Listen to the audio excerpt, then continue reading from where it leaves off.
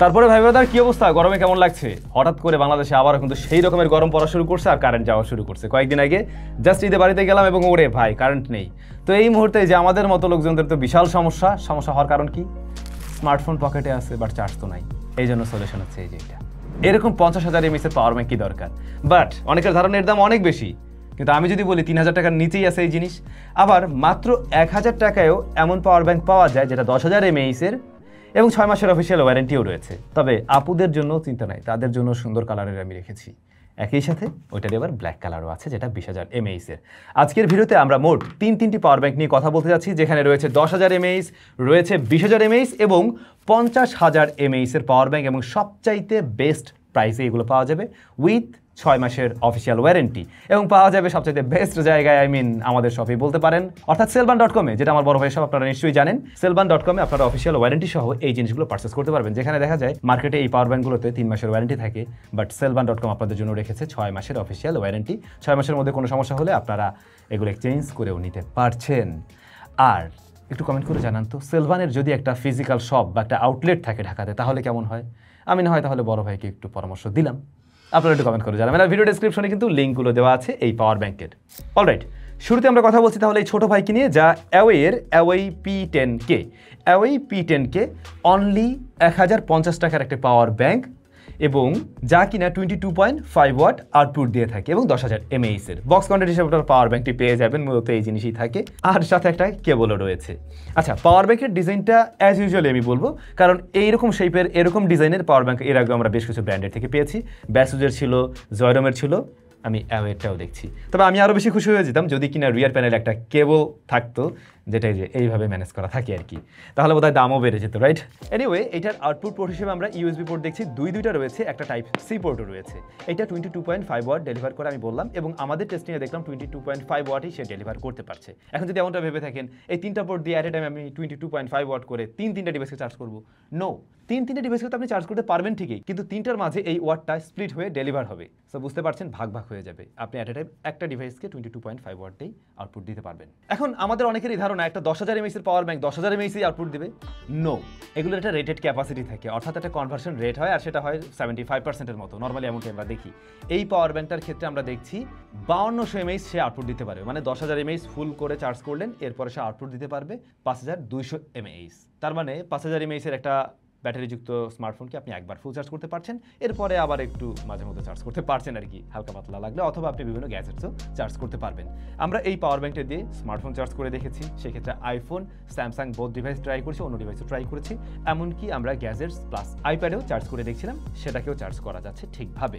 আর charging টাইমে হ্যাঁ এইটা হালকা ওয়ার্ম হয়, তবে যখন কিনা এই পাওয়ার ব্যাংকটাকে আমরা চার্জ করছিলাম তখন এটা বেশ ভালো রকমের হিট জেনারেট করে, যেটা হাত দিলে বোঝা যায়। আর এটা কিন্তু ইনপুট নিতে পারে 18 ওয়াট, আউটপুট দেয় 22.5, ইনপুট নেয় 18 ওয়াট, সুতরাং চার্জ হতে একটু সময় লাগবে। আর একটা ব্যাপার আমি নোটিস করেছি, যেটা হয়তো আপনাদের কাছেও ভালো লাগবে না, এই যে এর যে সুন্দর এই যে এরিয়াটা যেখানে গ্লোসি ফিনিশ, এখন তো নতুন দেখছেন, দেখতে ভালো লাগছে, একটু ভালো করে খেয়াল করুন, এখানে অনেকগুলো মাইক্রো স্ক্র্যাচ রয়েছে।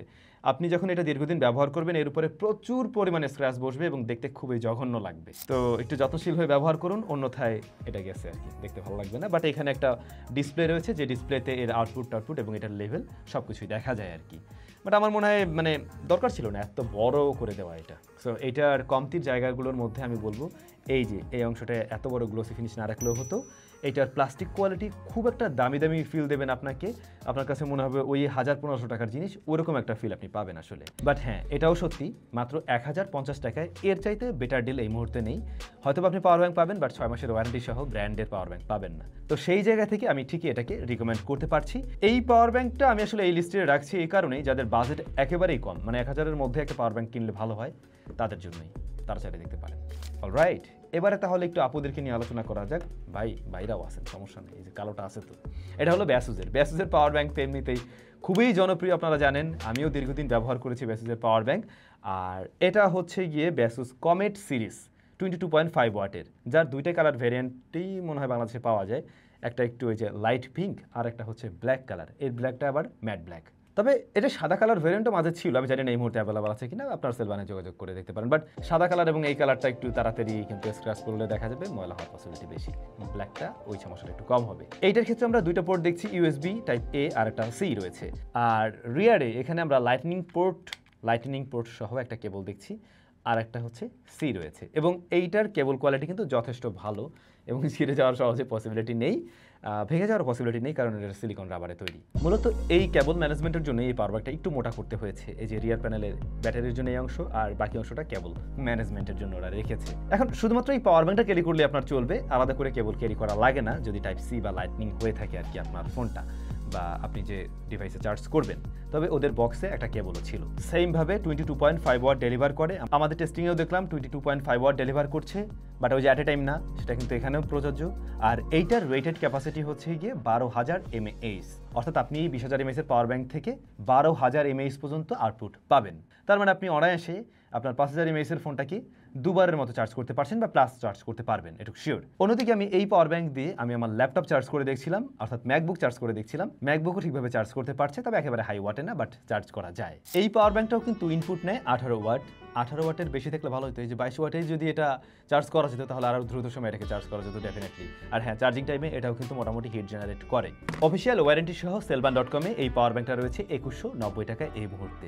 আমি বলছিলাম যে ম্যাক্সিমাম পাওয়ার ব্যাংকগুলোতেই 3 মাসের ওয়ারেন্টি থাকে, এটা তো দেখলাম 3 মাসের ওয়ারেন্টি অন্যান্য সব জায়গায়, বাট সেলবান আপনাদেরকে 6 মাসের ওয়ারেন্টি প্রোভাইড করবে। এরপরে ধরুন আপনার বাজেট অল্প কিছু বাড়ানো সম্ভব, বাট আপনি চাচ্ছেন বড়, সালমান ভাইয়ের মতো আপনারও একটু বড় বড় দরকার, সরি আমার একটু বড় বড় পছন্দ তো, সেক্ষেত্রে আপনি কিন্তু এটা চয়েস করতে পারেন। আই মিন এটা 50,000 mAh একটা পাওয়ার ব্যাংক, আপনি ঠিক দেখছেন, এবং এটার ওজনও কম না ভাই, এইটার ওয়েট 500 গ্রামের উপরে আছে। এটা সেলবান.com-এ পাওয়া যাচ্ছে মাত্র 890 টাকাতে, 6 মাসের ওয়ারেন্টি সহ। অ্যাওয়ে PA13, যা টোটালি প্লাস্টিক বিল্ট একটা পাওয়ার ব্যাংক, হ্যাঁ সব দিক থেকে প্লাস্টিক, তবে ম্যাট ফিনিশ। আমরা অ্যাওয়ের ওই যে প্রথম দিকে যেটা নিয়ে কথা বললাম, ওইটা যেমন প্রিমিয়াম ভাইব দিচ্ছিল না, এইটা কিন্তু আবার ওই ভাইবটা দিতে পারছে।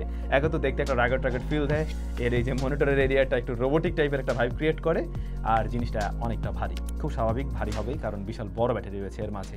আউটপুট পোর্ট হিসেবে কিন্তু এখানে অনেক কিছু আপনি পেয়ে যাচ্ছেন, যেমন দুইটা USB-A পোর্ট রয়েছে, একটা টাইপ সি আর একটা মাইক্রো USB পোর্ট রয়েছে। টাইপ সি এবং মাইক্রো USB বোথ কিন্তু ইনপুট সাপোর্ট নিচ্ছে, মানে দুটো দিয়ে আপনি চার্জ করতে পারবেন। আর এটার আউটপুট ওয়াট হচ্ছে 22.5 ওয়াট। মানে আজকে যতগুলো পাওয়ার ব্যাংক নিয়ে আমরা কথা বলছি প্রত্যেকটাই 22.5 ওয়াটের। তবে আপনাদের যদি কিনা এর চাইতেও বেশি ওয়াটের পাওয়ার ব্যাংকের রিভিউ প্রয়োজন হয়, তাহলে একটু কমেন্ট করে জানাবেন, আমরা না হয় সেগুলো নিয়েও ট্রাই করবো ভিডিও দেওয়ার জন্য। দেখুন, এটা রেগুলার পাওয়ার ব্যাংকের মতো ডিজাইনের না, এগুলো যেমন একটু যে ফ্ল্যাট টাইপের থাকে, মানে একটু চ্যাপ্টা টাইপের, এটা চারিদিকে বক্সের মতো লাগবে আর কি আপনাদের কাছে। বাট আমার মনে হয় না সেটা কোনো সমস্যার কারণ হতে পারে। এই ধরনের পাওয়ার ব্যাংক যারা কিনবে তাদের আবার আসলে একটু বেশি এমএইচের পাওয়ার ব্যাংকই দরকার। হয়তো বা এমনটা হতে পারে যে আপনি বান্দরবন ঘুরতে যাচ্ছেন বা গ্রামে যাচ্ছেন, সেখানে কারেন্টের অনেক ঝামেলায় পড়তে হতে পারে, অথবা এমন কোনো একটা জায়গায় যাচ্ছেন দুদিনের জন্য যেখানে হয়তো বা কারেন্ট নেই, তখন গিয়ে আপনার এই জিনিস দরকার। এটা দিয়ে আমরা আমাদের ম্যাকবুক চার্জ করছিলাম, এটা দিয়ে ফোন চার্জ করেছি, এটা দিয়ে ফ্যান চার্জ করছি, মানে সব কিছুই চার্জ করা যাচ্ছে এক প্রকার। আচ্ছা, এই 520 গ্রাম ওজনের পাওয়ার ব্যাংকটার রেটেড ক্যাপাসিটি কত? এটা তো একটা প্রশ্ন। 50,000 mAh তো আমরা দেখছি, রেটেড ক্যাপাসিটি হলো গিয়ে 30,000 mAh। তার মানে আপনি আপনার ফোনকে চাইলে 6 বার ফুল চার্জ করতে পারেন যদি কিনা আপনার ফোনটা হয়ে থাকে 5,000 mAh, রাইট? আবার ধরুন একটু বেশি হলো 7,000 mAh বা 6,000 mAh, তাতেও কিন্তু আপনি 4-5 বারের মতো ফুল চার্জ করে ফেলতে পারছেন। ডেফিনেটলি অনেক লং একটা টাইম। এখনকার দিনের একটা ফোন একবার চার্জ করলে একদিন চালানো যায়। সো সেক্ষেত্রে অনায়াসে একটা দীর্ঘ সময় ব্যাকআপ পাওয়া সম্ভব। বাট এই জিনিস দিয়ে চাইলে আরও অনেক কিছুকেই পাওয়ার দেওয়া সম্ভব, যেমন যেটা বললাম আমরা ফ্যান চার্জ করে দেখেছি, আমরা এটা দিয়ে ওই যে কি বলে আমাদের ল্যাপটপ, তারপর হচ্ছে নোটবুক, এই সব কিছু চার্জ করে দেখছিলাম, সব কিছুকেই ঠিকভাবে চার্জ করা যাচ্ছে। এবং এইটা আসলে চার্জিং টাইমে হিট জেনারেট করে না বললেই চলে, আমি তেমন কোনো ফিল পাইনি, হালকা গরম হয়। এইটাকে যখন চার্জ করা হয় তখন আবার বেশ ভালো রকমেরই গরম হয়। আর এইটা কিন্তু অনলি 18 ওয়াটেই ইনপুট নিয়ে থাকে, সুতরাং বেশ দীর্ঘ একটা সময় লাগবে এটাকে চার্জ করতে, 13 ঘন্টা প্লাস সময় লাগবে এটাকে ফুল চার্জ করতে। এই জায়গায় আপনার কাছে কমতি মনে হবে, এবং যে কারণে হয়তোবা এখানে বলতে পারি কস্ট কাটিং করছে। আসলে এটা আউটপুট দিচ্ছে 22 ওয়াট, ইনপুটেও 22 ওয়াট দিলেও আসলে আমার মনে হয় এটা 10 ঘন্টার কম লাগতো না, 10 ঘন্টা লেগে যেত। সো আপনাকে যেটা করতে হবে, এক রাত বসাই রাখতে হবে চার্জে, আর পরে 2-3 দিন ব্যবহার করতে হবে, এই হচ্ছে বিষয়। ব্যাপারটা আসলে খুব স্বাভাবিক, কারণ জিনিসটা তো অনেক বড়। বাট সুবিধা ওইটাই যে একবার চার্জ করে নিলে দীর্ঘ সময় আপনি ব্যাকআপ পাচ্ছেন। এখন যদি আপনার মনে হয় আমার আসলে 50,000 mAh এর পাওয়ার ব্যাংক দরকার আছে, দেখুন আপনি কম দামে পাচ্ছেন বলেই নিয়ে নিলেন, ব্যাপারটা কিন্তু এমন না। আগে বুঝতে হবে যে জিনিসটা আমি খুব বেশি মানে রেগুলার কাজের জন্য ক্যারি করবো কিনা এদিক সেদিক, তখন কিন্তু এত বড় একটা পাওয়ার ব্যাংক আপনার জন্য ক্যারি করাটা একটু ঝামেলা। তখন গিয়ে আপনার জন্য এই 20,000 বা 10,000 mAh এর পাওয়ার ব্যাংক হয়তো বা ঠিক আছে। বাট যদি এমনটা হয় যে আমি এমন একটা জায়গায় থাকি যেখানে খুব একটা কারেন্ট থাকে না, মাঝে মাঝে কারেন্ট চলে চলে যায়, কিংবা আমাকে ওরকম জায়গায় মুভমেন্ট করতে হয় মাসের মধ্যে 2-1 বার, যেখানে আমার একটু বড় পাওয়ার ব্যাংক হলে সুবিধা, তারা আবার এটাকে দেখতে পারেন। এটা আসলে আপনার সাথে যাচ্ছে কিনা আপনি আগে নিজে বুঝবেন, তারপরে না হয় ডিসিশন মেক করতে পারেন। বাট দামটা খুবই ভালো আছে, অনলি 2900 টাকায় এত বড় পাওয়ার ব্যাংক বোধ হয় আর কোনো ব্র্যান্ডের এই মুহূর্তে নেই, উইথ অফিসিয়াল ওয়ারেন্টি। সো এটাকেও রিকমেন্ড করছি আমি সেই জায়গা থেকে। আপনাদের কাছে কোন পাওয়ার ব্যাংকটা বেশি ভালো লেগেছে কমেন্ট করে জানাবেন, আর কত ওয়াটের কত ক্যাপাসিটির পাওয়ার ব্যাংকের রিভিউ এর পরে চান আপনারা, সেটা কমেন্ট করে জানাতে ভুলবেন না। দেখা হচ্ছে তাহলে নতুন ভিডিওতে। টেল দেন, টেক কেয়ার।